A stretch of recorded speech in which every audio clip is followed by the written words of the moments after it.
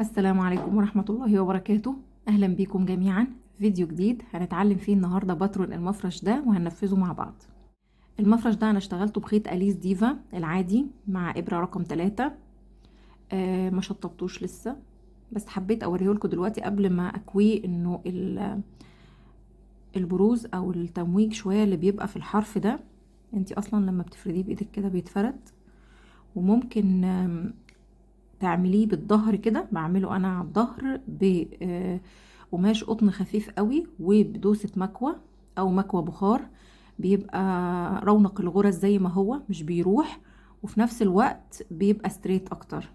حبيت اوريهولك ان ده شغله من قبل ما اكويه ومن قبل اي حاجة. اهو لما بتفرديه بيكون مظبوط خالص اهو.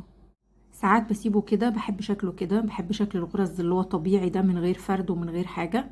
يلا نقول بسم الله ونبتدي ننفذ مع بعض. هعمله معاكم بخيط لون تاني. خلونا نشوف المفرش عن قرب.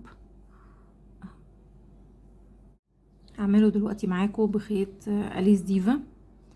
اللون ده هو لونه جاي في التصوير فاقع قوي، بس هو هادي شوية عن الفيديو. وسحبت الخيط اهو من جوه الشلة، اسهل كتير.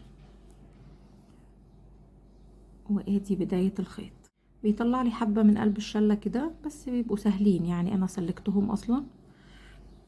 ونبتدي بسم الله ونبتدي على طول. اول حاجة دايرة سحرية، اسيب معايا مسافة خيط كافية ان انا اشطب الشغل في الاخر. ادي الدايرة السحرية، ابرة رقم 3، وهرتفع سلسلتين، سلسلة او حلقة بقفل بيها على الحلقة وسلسلتين، وهعمل جوه الدايرة دي 24 عمود بلفة. اول عمود، سلاسل الارتفاع مش هحسبهم خالص في العد، هعد من بعد 2 سلسلة الارتفاع 24 عمود. ممكن تعملي هنا 5 حلقات سلسلة وتقفليهم وترتفعي وتعملي، لكن انا بحب الحلقة السحرية كده، اضيق واوسع اسهل كتير من ال5 حلقات او ال8. في باترونات حتى بقى مكتوب في الاول دايرة كده وفيها 8، فهو ده صح وده صح، الاريح لك بقى. ادي تاني عمود، بجيب الخيط كده تاني واحكم عليه بعمود اهو.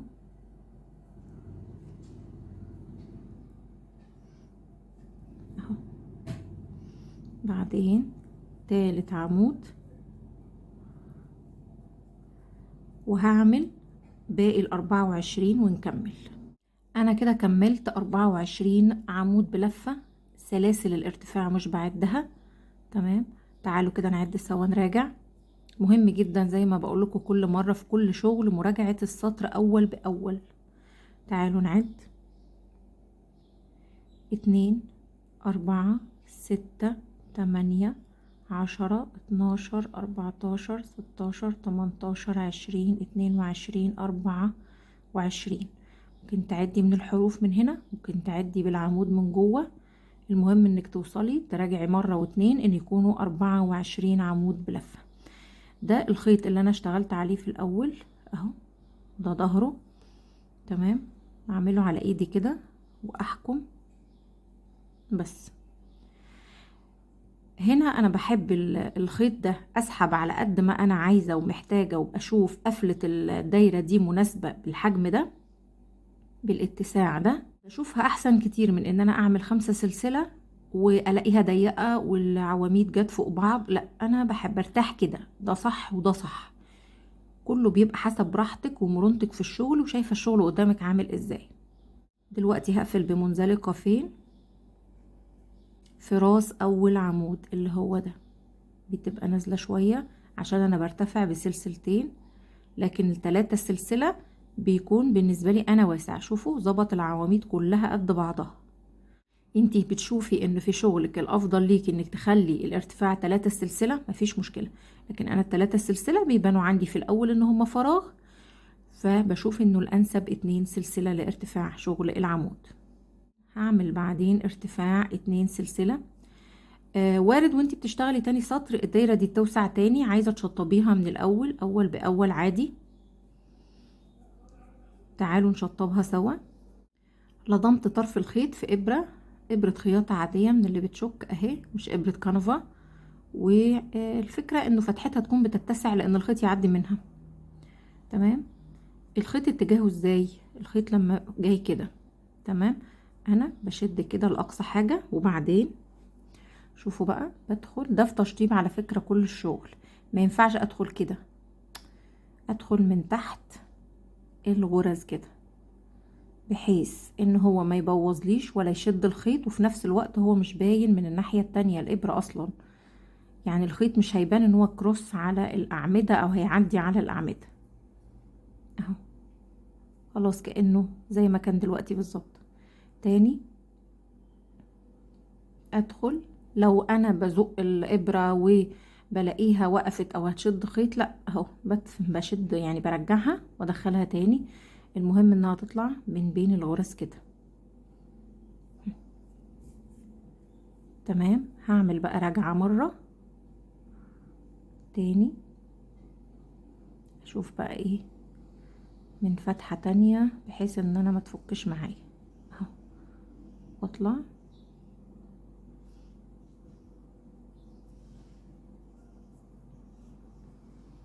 يعني وانا بخرجها بصوا بالراحة خالص عشان ما تبهدلش الشغل.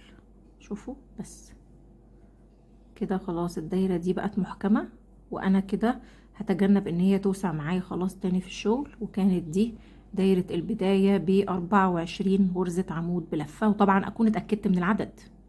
كده ابتدي على طول السطر التاني بارتفاع 2 سلسلة، والف الابرة وهعمل عمود في نفس مكان الارتفاع.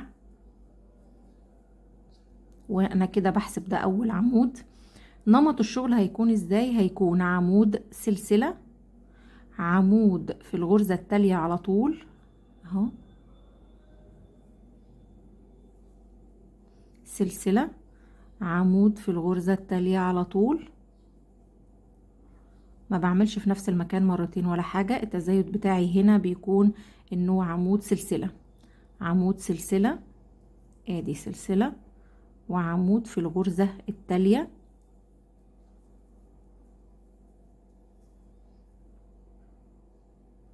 يبقى عمود سلسلة، عمود في الغرزة التالية، سلسلة، عمود، سلسلة، عمود، وهكذا لآخر السطر. وصلت انا كده لآخر السطر. المراجعة هنا ازاي؟ عندي لازم يكون 24 عمود بينهم فراغ سلسلة. هنا 24 بدون فراغ، هنا 24 في الغرز على التوالي على طول بين كل واحدة والتانية سلسلة. عديتهم وتمام 24. ادي اخر حاجة العمود ووراه سلسلة، واروح عند راس اول عمود في السطر بتجاهل سلاسل الارتفاع وادخل على طول بمنزلقة. طيب انا شغلي هيبقى فين دلوقتي؟ شغلي هيبقى في الفراغ اللي هو السلسلة ده، وافوت واحدة وادخل في اللي بعدين. يبقى انا هعمل ايه دلوقتي؟ هروح عند اول فراغ اللي هو اول فراغ سلسلة قابلني في السطر بغرزة منزلقة، وكأني بمشي لما بوصل للفراغ ده، وهرتفع هنا بسلسلتين وهعمل عمود. هنا هعد الارتفاع. يعني ايه؟ يعني انا دلوقتي كده هعتبر ان دول 2 عمود، وبعدين سلسلة واحدة، وفي نفس المكان هعمل 2 عمود، تاني عمود.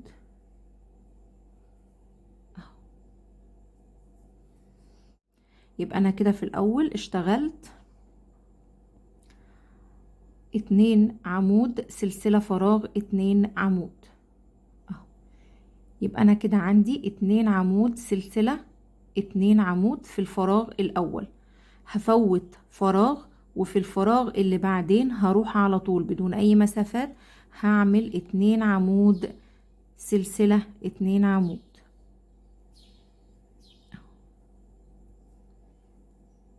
كده 2 عمود فراغ سلسلة في نفس المكان اهو، هعمل 2 عمود،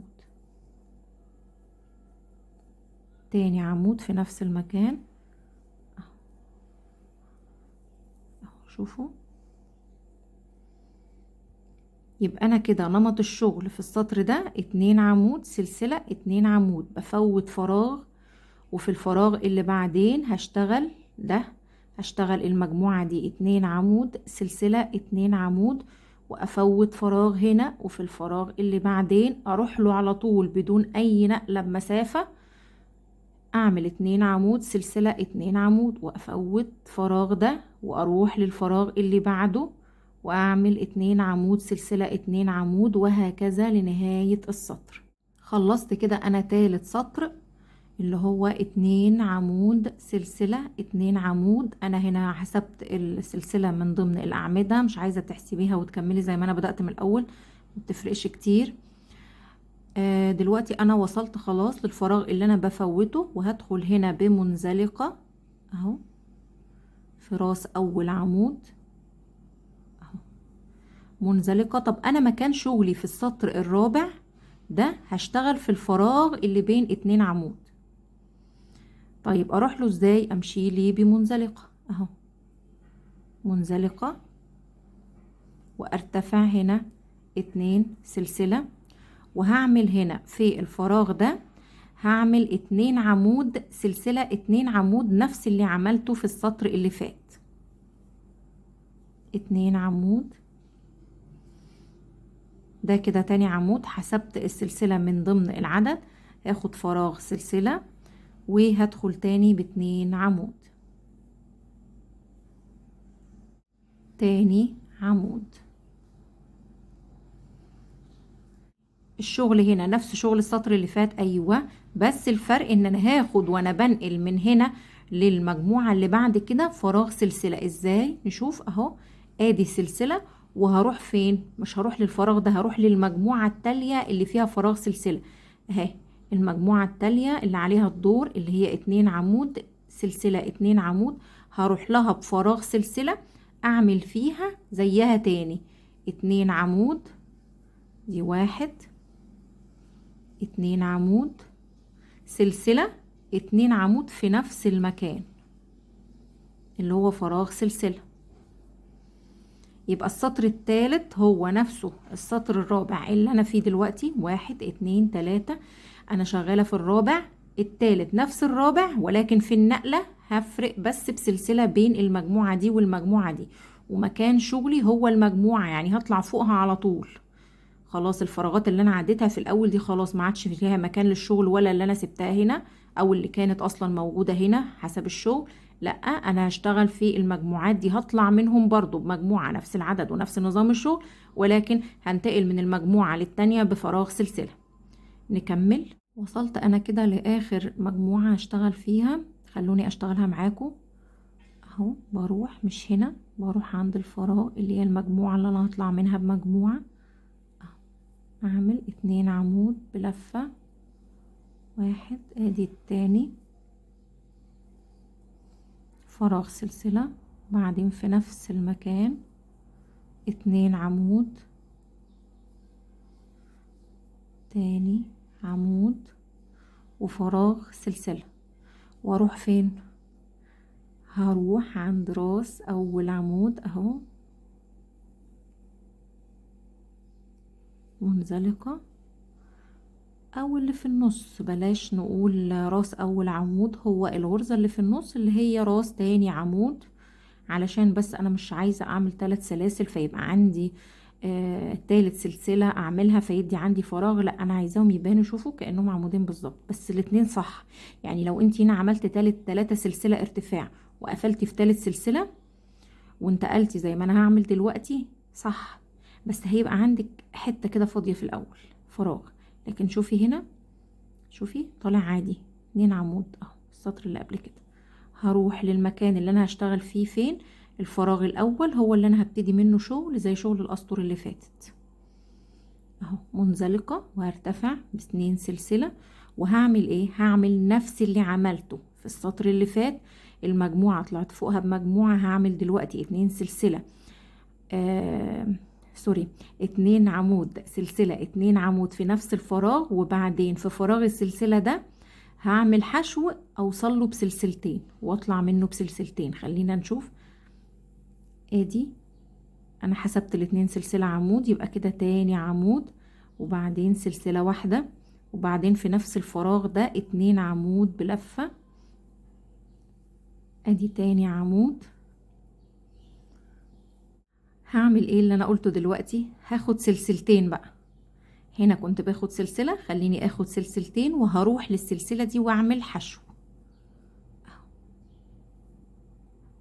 غرزة حشو، بعدين سلسلتين زي اللي انا خدتهم في هنا، هاخد هنا يبقى سلسلتين حشو سلسلتين، وهعمل فوق المجموعة نفس اللي انا عملته دلوقتي، اللي هما 2 عمود سلسلة واحدة، 2 عمود. ادي تاني عمود وسلسلة، وفي نفس المكان اعمل 2 عمود بلفة، بعدين سلسلتين، واروح عند الفراغ ده هشتغل فيه حشو اهي، اطلع من الحشو ب2 سلسلة، واروح للفراغ اللي بعدين اعمل فيه ايه، 2 عمود 2 سلسلة، سوري 2 عمود سلسلة 2 عمود. هروح هنا للفراغ ده دلوقتي هشتغل فيه 2 عمود سلسلة 2 عمود، وبعدين سلسلتين، وانزل هنا بحشو واطلع بسلسلتين اوصل للفراغ ده اشتغل 2 عمود سلسلة 2 عمود في نفس الفراغ، ونكمل بنفس النمط لاخر السطر. وصلت انا كده بعد السطر ده للشكل ده. الشكل ده ممكن على فكرة تعملي منه وحدات كده وتشبكيها تطلع رانر يعني لغاية الباترون ده. التلقيم ده ظريف قوي، ممكن تعملي له حواف ويبقى لو الخيط سميك عندها شوية ممكن يبقى كوستر لكوباية. فانا كده وصلت لاخر السطر. تمام، وصلت كده ل2 عمود سلسلة 2 عمود، واخد فراغ 2 سلسلة، وهروح فين؟ هروح هنا اعمل حشو واخرج ب2 سلسلة، اروح لايه، للمكان هنا اعمل منزلقة.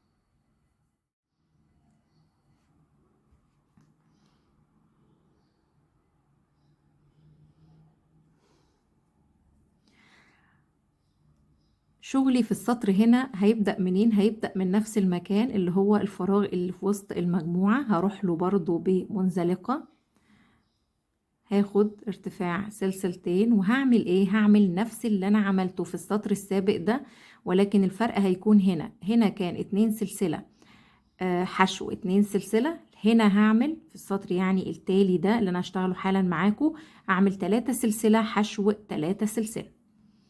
الاختلاف هيكون هنا 3 سلسلة بدل 2 و3 سلسلة في السطر ده. تعالوا نعد، ده السطر كام؟ 1 2 3 4 5، يبقى في السطر السادس. اول عمود بعد الارتفاع، والارتفاع بحسبه عمود، يبقى انا كده عندي اول مجموعة 2 عمود فراغ سلسلة، وفي نفس المكان هعمل 2 عمود بلفة اللي قلتلكوا عليه حالا، باخد فراغ 3 سلسلة، وهروح في الحشو هنا اعمل حشو. العادي باجي للحشو بشتغل عادي اهو حشو، تمام اهو، شوفوا شكلها حشو كده، حشو فوق الحشو. لكن خلونا نشتغل بطريقة ايه صح، يعني دي مش غلط ولكن في اصح واظبط للشغل. تمام، عملت ال3 سلسلة، ادخل فين؟ شوفوا هدخل فين اهو، هنا واخرج من، شوفوا اهو، شوفوا خارجة منين، من ورا حرف الحشو الخلفي ال7 من وسطها بالظبط، انا في نص الحشو بالظبط اهو اهو. خلونا نظبط بس كده اهو، واخرج واعمل حشو. خلونا نشوف شكلها اظبط واحلى. 7 وفوقيها 7، 1 2 3، واروح للمجموعة اللي بعد كده في الفراغ السلسلة هعمل 2 عمود ادي كده تاني عمود، بعدين سلسلة واحدة ادخل في نفس المكان اعمل 2 عمود،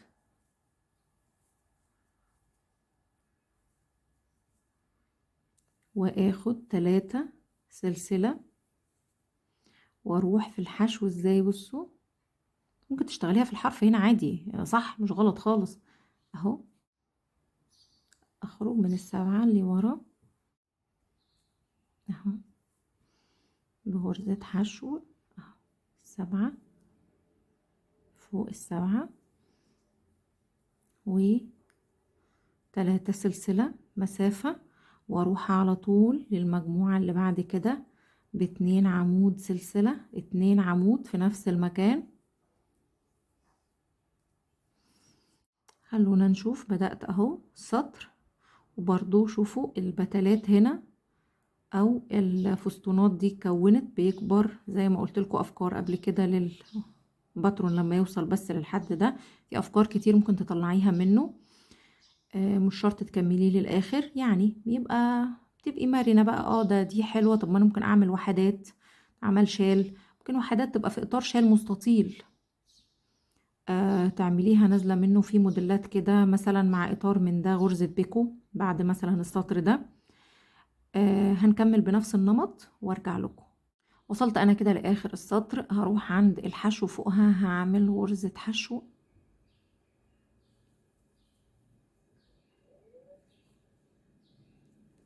واخد فراغ 3 سلسلة، واروح عند المجموعة هعمل هنا منزلقة.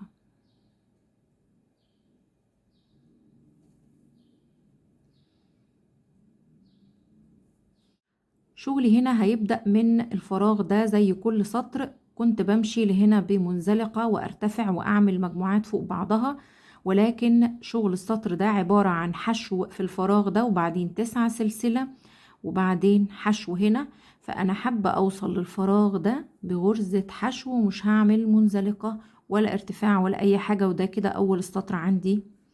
هعمل هنا 9 سلسلة، ما شدهمش، 9 سلسلة مظبوطين، 8 9، وهروح عند الفراغ. شغلي كله هنا في رؤوس المجموعات، في الفراغ اللي هنا، في الفراغ مش هدخل في حرف السلسلة ولا حاجة، سهل اهو. شوفوا اهو الفراغ اللي انا وسعته ده، هعمل هنا غرزة حشو وبعدين 9 سلسلة، 9 9 سلسلة، وهروح فين؟ في اهو الفراغات اهي، سهل مكانها خالص، مش محتاجة هنا في المفرش ده علامات ولا اي حاجة تعمل منزلقة، لا هنا حشو، وهكذا 9 سلسلة وهنا حشو، بعدين 9 سلسلة وهنا حشو، ونكمل.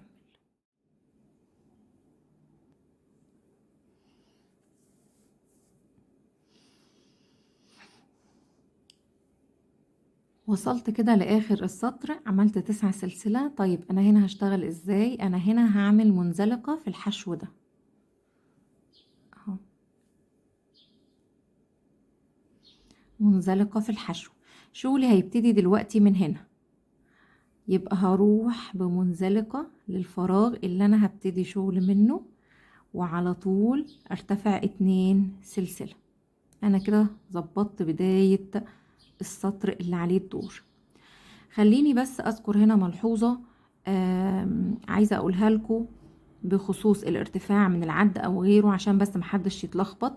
انتي حابة تشتغلي الارتفاع مش من ضمن العدد، هتعملي الارتفاع 2 سلسلة وهيبقوا عمودين جنب بعض وبعدين سلسلة وبعدين عمودين. انا في العادي في معظم الشغل بشتغل ال2 سلسلة مش من العد، ما بعدش العمود، ولكن مش في كل الشغل هنا لو عملت زي ما انا بعمل مثلا في شغل الطاقية العادية او كده، هتلاقي هنا 3 وبعدين دول 2 اللي هو بداية السطر، دول كده بداية السطر.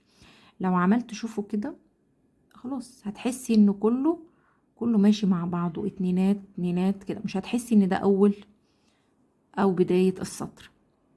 لو ارتفعتي 3 سلسلة هتقفلي بمنزلقة في 3 سلسلة من الارتفاع، وبعدين في العمود هتعملي منزلقة، وعشان امشي ابدأ اول السطر لازم اكون في الفراغ ده، فهتروحي بمنزلقة، فكده هيكونوا 3 منزلقة ورا بعض. لكن انا هنا عملت ايه؟ عملت 2 سلسلة ارتفاع، والعمود اللي بعديه قفلت فيه بمنزلقة بمجرد انهائي للسطر ده، ونقلت على طول في الفراغ اللي انا هبتدي منه بمنزلقة، فما بحسش ان في تكتل غرز هنا يبرز لي قوي السطر. لذلك بقول انه بدايات السطور بتشوفي اللي يليق للشغل وفي نفس الوقت ما يقللش الغرز او يلمه. بختصر انه الغرز تكون متراكمة ورا بعضها تديني شكل مش لطيف في البداية. هنا هرجع تاني لانه انا مش هحسب ال2 سلسلة من ضمن العدد، وهعمل هنا 12 عمود، وبعدين هنتقل للفراغ اللي بعديه على طول 12 عمود. ما عنديش هنا بين ال12 وال12 اي فراغات، لا سلسلة ولا اي حاجة، همشي مباشرة. خلينا نعمل اول عمود، ادي اول عمود، تاني عمود، نكمل ال12 عمود. خليني اوضح لكم بالشغل اللي انا قلت عليه دلوقتي. انا عملت هنا 12 عمود، هروح الفراغ ده هشتغل فيه 12 عمود، هروح مباشرة انا في اخر عمود اهو، هروح عند اول الفراغ واشتغل عمود اهو. ده اللي انا قصدته دلوقتي، لا مسافات ولا اي حاجة. تاني عمود.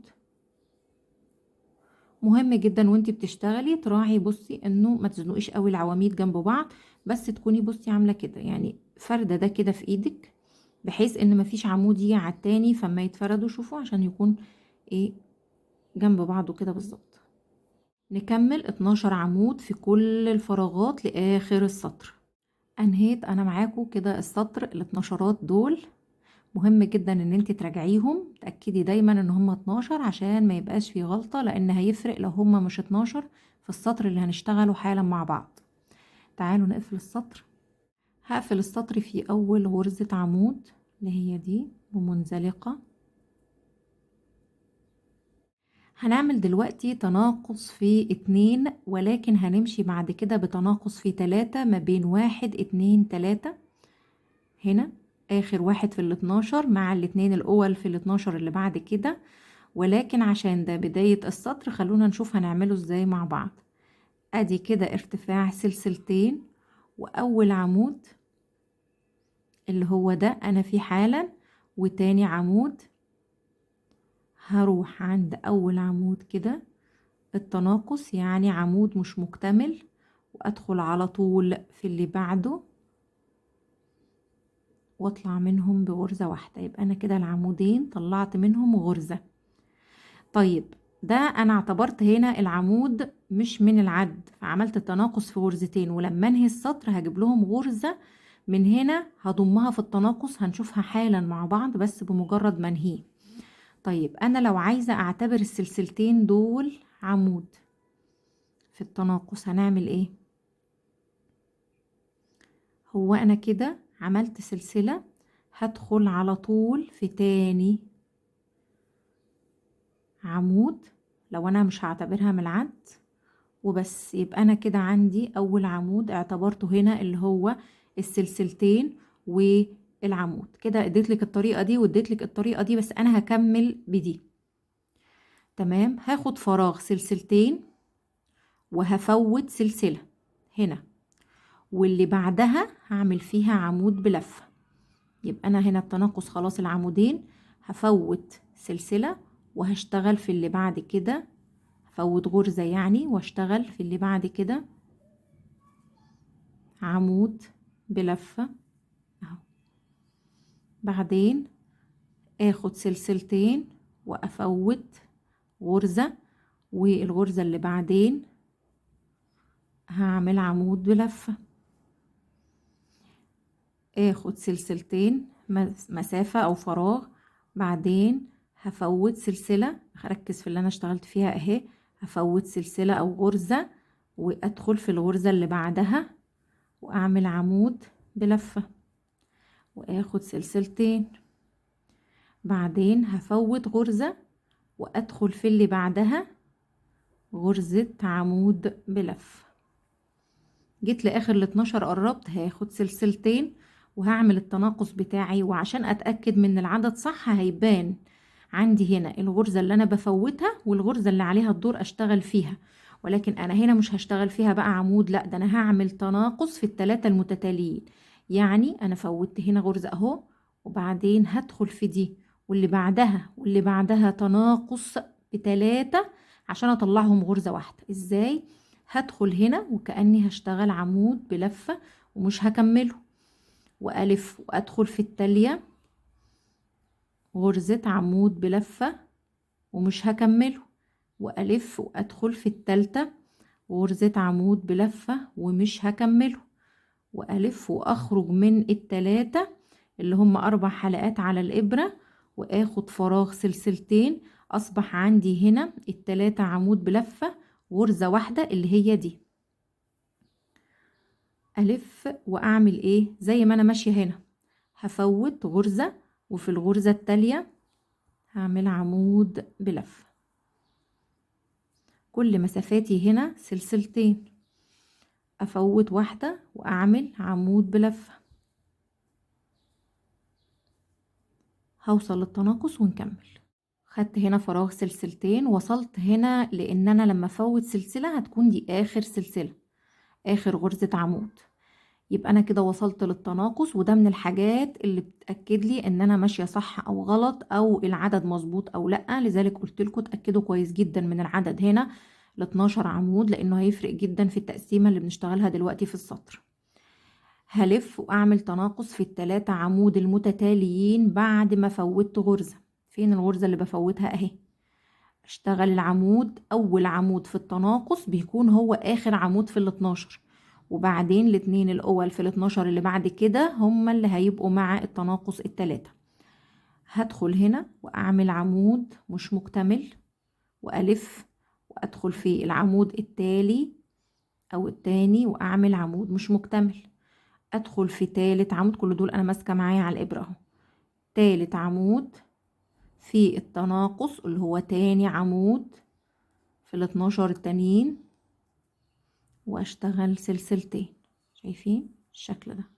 وصلت انا كده لاخر حاجه في السطر اللي انا بشتغل فيه، ووصلت زي ما قلت لكم للتالتة اللي هجيبها في التناقص مع دول يكتملوا زي باقي السطر. فهاخد فراغ السلسلتين، وشوفوا هنعملها ازاي مع بعض. ادي هفوت سلسله وهدخل في هفوت غرزه يعني، وهدخل في العمود ده مش هكمله، واروح على طول على راس العمود ده واعمل منزلقه واخرج منهم هما الاتنين. كده انا طلعت غرزة واحدة وعملت التناقص 3، اصبحوا شبه ايه الاجزاء الباقية في السطر. السطر بتاعي هيبتدي من هنا. انا عايزة هعمل هنا غرزة حشو، فهروح بغرزة منزلقة عشان اروح للبداية، ومش هرتفع هنا اي حاجة خالص، هرتفع هنا سلسلة واحدة وهعمل غرزة حشو. دي طريقة. تمام. حاجة تانية، انا هبدأ من هنا غرزة حشو ونشوف هنكمل ازاي.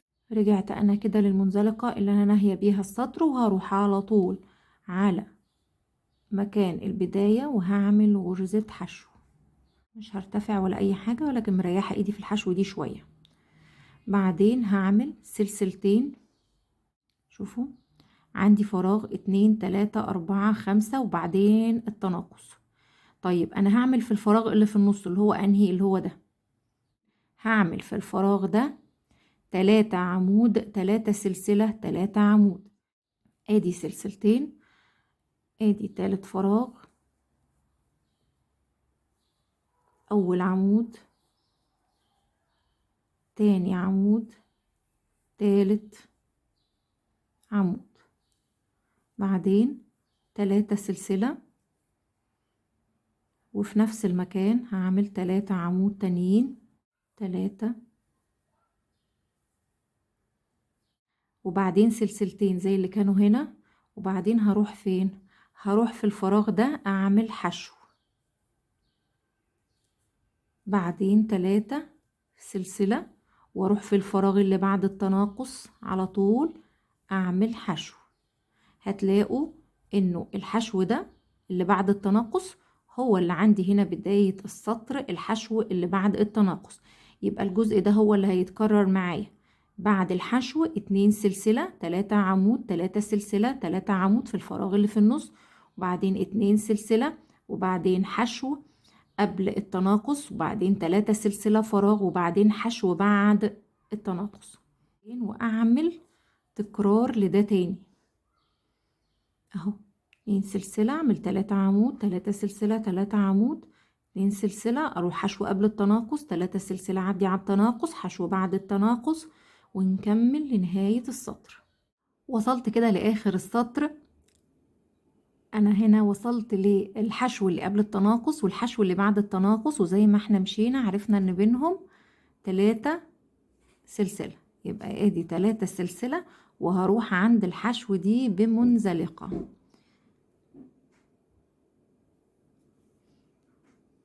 واعملها يا ريت كمان منزلقة في 7 الحشو او منزلقة عادية السهل. تمام. هعمل دلوقتي سلسلة اقفل بيها لغاية لما اشوف انا هشتغل بعد كده ازاي. نمط الشغل هنا هيبقى ال3 عمود فوقيهم 3، وفي ال3 دول فراغ 3 عمود، وهنا فوقيهم 3 عمود، ولكن ال9 هيكون بينهم فراغ سلسلة. يعني عملت عمود، ادي سلسلة، العمود التالي على طول، وبعدين سلسلة،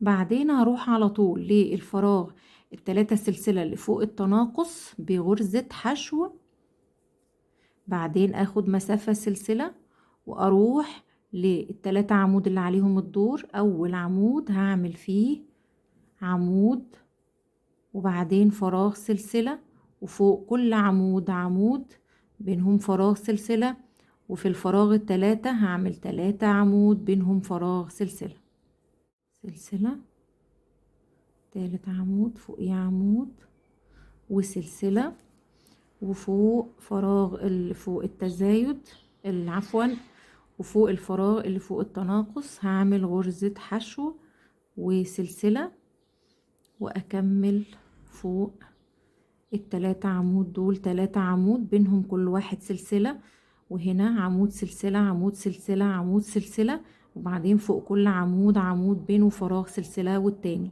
وصلت انا كده لغرزة الحشو اللي فوق التناقص، في الفراغ اللي فوق التناقص هروح على طول بمنزلقة في غرزة السلسلة، وبعدين أأمن بسلسلة وأراجع الشغل كويس جدا قبل ما أبدأ السطر اللي بعدين. قفلت هنا بمنزلقة، فأنا عايزة أعمل في الفراغ ده غرزة حشو اللي هو أول السطر الجديد، هروح له من غير أي ارتفاع حشو، وبعدين هروح هنا حشو. أنا هعمل كل الغرز دلوقتي لنهاية الشغل حشو، بس هنشوف هيبقى حشو نظامه ازاي. هنا عملت حشو فوق العمود ده، وفوق كل عمود هعمل بيكو، وهمشي بحشو في الفراغ. ازاي؟ هرتفع 3 سلسلة لغرزة البيكو، وبعدين هروح في حرفين الحشو دول، اطلع حرفين الحشو كده على الابرة، وبعدين هدخل وهسحب من تحتهم غرزة، واخرج من السلسلة وكأنها منزلقة كده. انا عملت غرزة البيكو. تاني هروح في الفراغ ده بغرزة حشو اهو. العمود اللي بعده هدخل في الفي بتاعته واعمل غرزة حشو، هطلع من الحشو دي بغرزة البيكو، وبعدين في الفراغ ده تبقى حشو بس. البيكو برتفع من الحشو ب3 سلسلة وادخل في الحشو لما اطلع الحرفين دول على الغرزة كده اهو، وادخل واسحب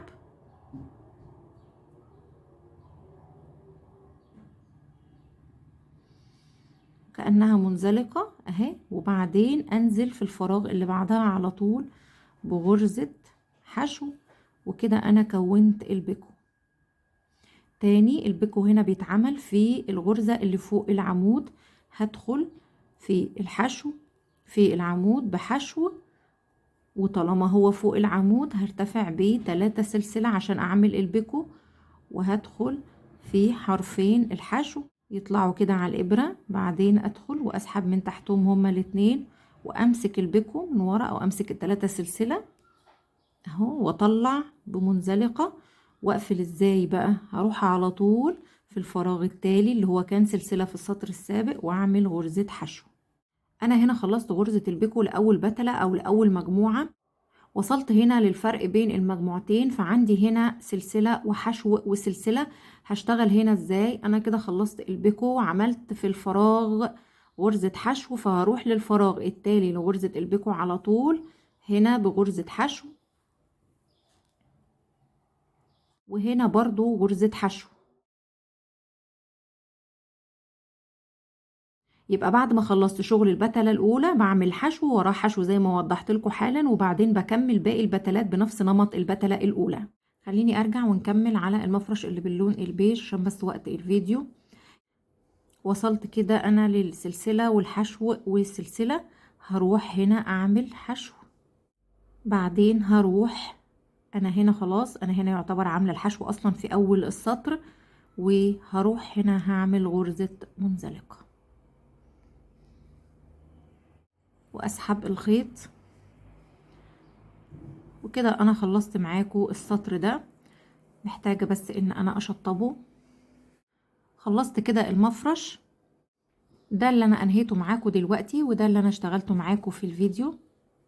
هكمله بس علشان وقت الفيديو طبقت النهاية معاكم هنا. هكمل ده ان شاء الله واوريهولكم في الصور. من اكتر المفارش اللي انا بحبها، ممكن ينفع كوستر لكوبايه، كوستر لمج، حسب طبعا سمك الخيط. عملتيه بخيط مثلا سميك عن كده هيطلع مقاسه اكبر من كده، بخيط اصغر من اليس ديفا لو هو منجد مثلا رفيع قوي هيطلع اصغر من كده. كوستر لطبق او كوستر لمج او مفرش. قلتلك برضو وانتي لسه بتشتغلي المفرش انك ممكن الوحدة الداخلية دي جوه تعمليها وحدات تشبكيها في بعض كإطار، ممكن لرنر مستطيل او رنر قماش، وتحطي عليه اصلا الوحدة دي، بتبقى برضو من الحاجات اللطيفة قوي. او كوشن من اللي هو قماش الكتان الابيض او الاوف وايت، وتحطي عليه حاجة زي دي اللي هي الوحدة اللي جوه زي ما قلتلك وانا بشرح، بتكون برضو حاجة ظريفة جدا. اتمنى اكون قدرت اشرحه بشكل واضح لحضراتكم، ولو وصلتوا للجزء ده في الفيديو فشكرا جزيلا على المتابعة، ونتقابل ان شاء الله في فيديو جديد، والسلام عليكم ورحمة الله وبركاته.